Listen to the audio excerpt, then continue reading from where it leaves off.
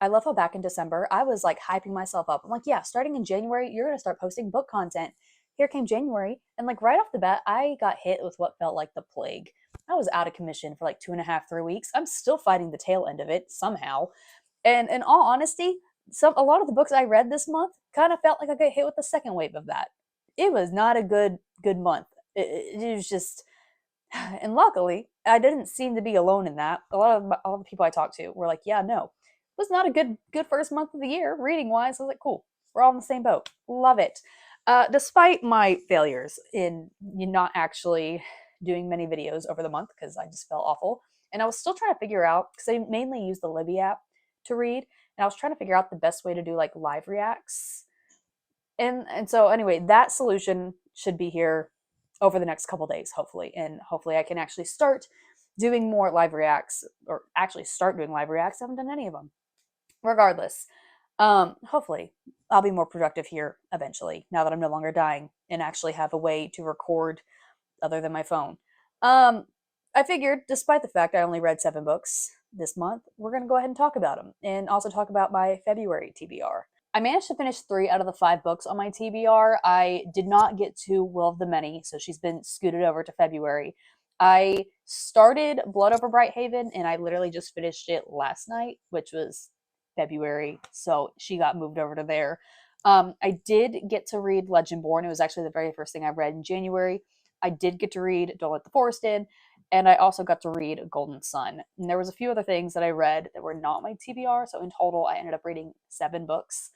Um, do we want to start with the good and the bad, or just want to go in order? Let's just go in order, okay? And for the record, all this should be spoiler free, so if you are interested in reading something, you should be fine. Hi. He's been very clingy, but you should be safe to travel. I won't give out any major spoilers or anything, and I'll give you a heads up if it's even a minor spoiler. But the very first thing that I read this year ended up being Legendborn. It is about a girl who very recently lost her mother.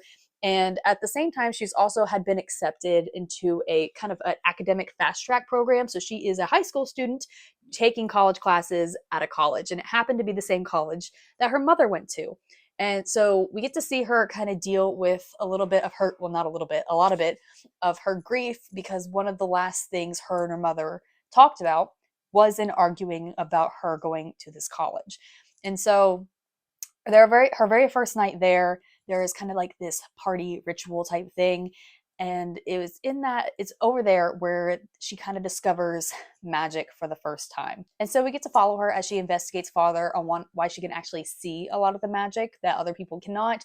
And in this process, we actually find out that there are 2 very different societies that are kind of at this college. One of them is a little bit more face forward. It is very white boy, rich, old timey, and the other one is more Black women.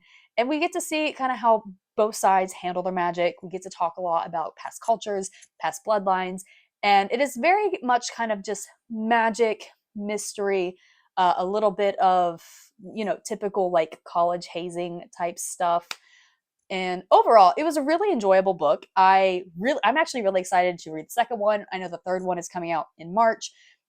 So I very much enjoyed it. I gave it a 4.25.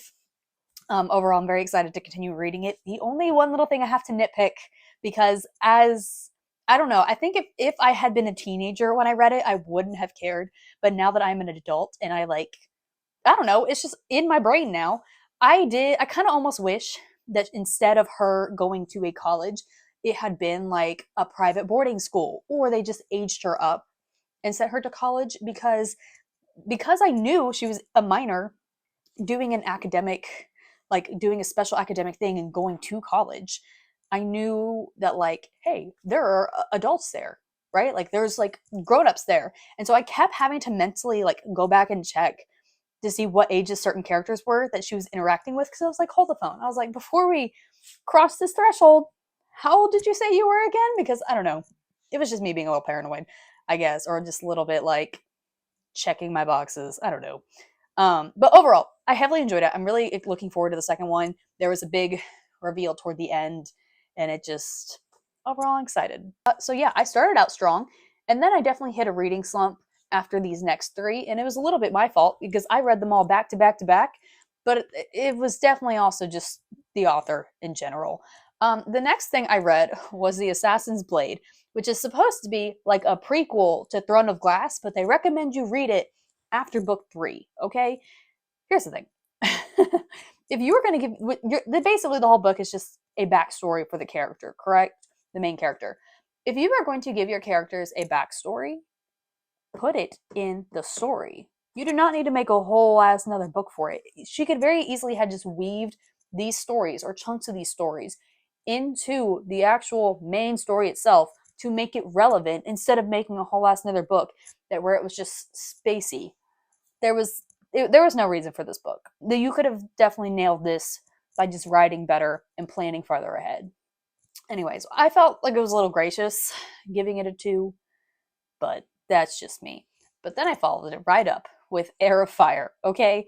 In which I gave it a 1.25. I have officially decided I am DNFing that series. I honestly can barely tell you anything of what happened other than it was like a training montage of, oh, guess what? We can do cool things now. Originally we were badass, and now we are badass because I can do a little extra something. And it was kind of like a training montage. That's about it. But I'm done. At this point, we are so far into the series. There's no character development, and it's boring. That's all it is. So I've officially just DNF'd that series. And then, to add to it, I followed it up with A Court of Mist and Fury, which I gave a 2.75, which is because it was definitely better than the first one. But I've officially also decided, I was like, I'm just done. So I'm also DNFing that series. I'm not picking anything up by Sarah J. Maas again. It's just not worth it. The writing style isn't fun. It's just the storylines are so freaking repetitive. The characters are the same in every freaking series. There's no creativity. I'm just done. I'm bored. So yeah, after that, I put myself into a slump, and that was also when I started getting sick, and so it was just I was over it. Maybe that's why I got sick. No, it was my brother. My brother got me sick, but it definitely kind of felt like as soon as I read those, I was like, no, I'm done. So that's how my January started. As soon as I started feeling a little bit better, I did pick up Don't Let the Forest In. I have been waiting on this book for ages. I requested it back in like August, and I finally got it in January. I did go ahead and do a review on it on this page. But for those of you who do not want to like skedaddle over here and just like to listen to it, it is basically about a boy who goes to a rich boarding school, and it's the start of their senior year, and he's already kind of like a little bit of an awkward kid, doesn't really have any friends. He's got his twin sister and his best friend, and it's just kind of them. Like, he doesn't really hang out with anyone. He just kind of wants to hide and survive. But he is also very into creative writing, kind of more like twisty horror monster type stuff, and his best friend will draw that stuff. And there seems to have been an incident that we are not like privy to knowing right off the bat that happened at the end of their junior year, and now he's got like a scar on his hand. And we like you can definitely tell like something happened, but he doesn't seem to remember what happened, or he just I don't know, something happened and he just doesn't really seem to know what's going on. Anyway, so they get into the new year. His best friend is acting sketchy. His sister isn't talking to either him or his best friend, and he's just stressed. And there's a lot of things happening, and he's just trying to survive, man. Anyway, so that's kind of just the premise, the start of it, and we get to find out a little bit of what happened last year and why that there's now monsters attacking the school, and it's a whole thing. I loved the writing style in this. The writing style very much correlated to the boys themselves. Like, it just really, these two boys, like, they're weird. They're not a little weird. They are weird. They are definitely kind of like obsessed with each other. Like, it's screw everyone else. It's just you two. I have babies screaming out there, all because Mama is taking a nap and will not give him milk. Just anyway. So, but like they're really obsessed with each other, and it's just I really enjoy watching their dynamic and how they talk about the forest and all that and the monsters and all that stuff. Listen, again, the writing style, it just reflects the boys so well. Like, it really feels like you can just see them grow and entwine into each other because of the words, and it's just I loved it. I gave it a 3.75. It was really good. If you definitely like kind of like dark, twisty horror type stuff, it was good. I read it in like 4 or 5 hours. Like, I read it like that. Then I followed it up by reading Golden Sun, which is the second book to Red Rising. Now, here's the thing. I don't know. I really never know how to explain the second book. I tried without spoiling what happened in the first, so I'm going to do my best to be as vague as possible. But basically, we get to see the after effects of what happens after they all graduate from like their academy, right? We're seeing like stage 2, and we kind of get to see a little bit more of like the political stuff and just how quickly, one who loves you and thinks you are like, the best thing since sliced bread, like they rely on you so heavily, can so quickly turn on you. And we also get to see a lot of other characters come back. And it's just, I love the team up. I love the little twist. I kind of saw the little twist coming. I was thinking about it like earlier in the first book. I was like, I have a thought, but I think I'm wrong. I was not wrong. It's cool. I was really excited. I was partly wrong. I was really excited to see that come to term. Um, I think, I know, listen, I know the author is a little bit problematic from what I've found out, but, and so this is definitely a series I recommend, like get it through your library, or if you actually want the physical copy in your house, get it from a thrift store. Always get, like, if you listen, I always say, don't do my kid is still screaming. Um, don't support them any extra. Like, someone's already putting money in their pocket. You can get their stuff without putting money in their pocket. You can enjoy it, but like, I hate the don't separate the artist from the art. No, because a lot of times you can still find traces of the artist in the art. Like, this is the whole point with art. I always just say, just tread carefully. Just understand that they are a problem. Don't line their pockets. Just go on. Don't necessarily like heavily don't go out of your way to like do mega support. Just say like, yeah, I read it and I liked it. And that's kind of how I am with this series. I'm actually really excited for the third one. I don't think I'm going to be able to get to the third one in March, but we'll see. I'm in line for it.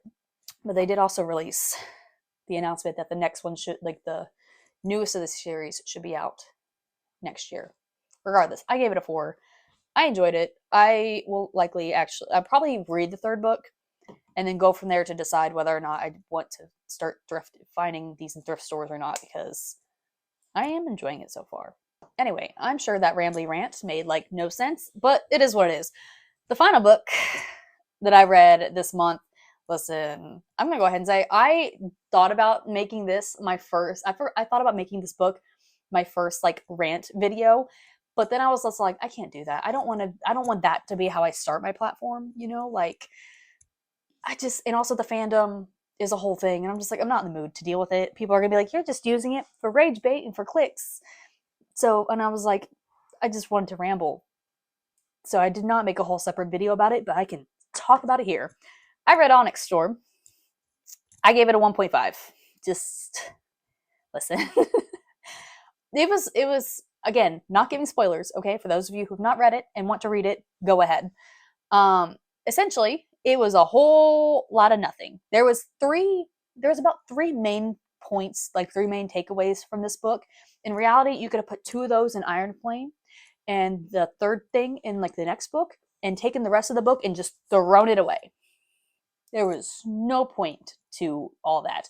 The fact that there was so much dialogue that was just like, it felt like you were on a carousel or like Ring Around the Rosie. It was just the same thing over and over and over again. It was so repetitory. I'm like, move on. Come on. You got it. I get it. You love his abs. You love his eyes. You've described this man so many times. We get the picture. Are we dumb? No. Anyway, I've officially decided to DNF this series too. I originally thought it was a trilogy, and I think that was the original plan. It was supposed to be a trilogy, and they asked her to make 2 more to like extend it. And I was optimistic. The first book had potential. It did. Like, well, the plot of it kind of had potential. The writing style and the characters, I was like, they're lacking, but I was also well aware it was her first fantasy, and I was like, the plot is interesting enough. I'll give her a second chance for Iron Flame. And then I was like, nope. And I tried one more time for Onyx Storm, but no, I'm DNFing. The writing style has not improved. It's honestly just getting more and more plot holy. It just lacks so much. I don't understand the hype. It was non-existent. You could have just taken the whole thing, thrown it in the trash. It was not needed. that's a shortened version of my long ass rant that I was just my Discord got. I was so over it. I was sitting here in my Discord. I like asked. I was like, has anyone read Onyx Storm yet? And like three people were like, we're almost done, and I was like, hurry up. I was like, I have got to bitch. And they were like, oh, don't worry.